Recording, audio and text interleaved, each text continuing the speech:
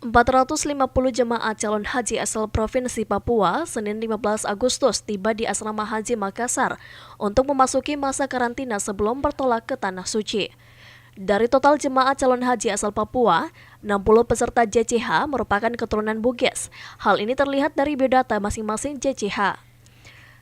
Kebanyakan JCH merupakan keturunan Bugis yang telah bermukim atau tinggal di Papua sejak lama. Dengan kisaran 270 orang merupakan warga Bugis yang telah tercatat sebagai JCH asal Papua. Kita dari Kabupaten Jayawijaya, Papua. Asli orang mana? Saya asli orang Bugis, Bone.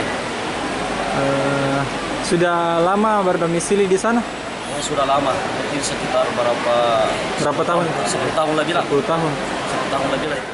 Seperti biasa, barang bawaan para JCH akan diperiksa untuk memastikan barang bawaan jemaah aman untuk penerbangan. Rencananya, jemaah calon haji asal Papua yang tergabung dalam embarkasi Makassar akan diterbangkan menuju Tanah Suci pada Selasa dini hari, yakni pukul 1.00 waktu Indonesia Tengah. Fajar Alwi, Fajar TV.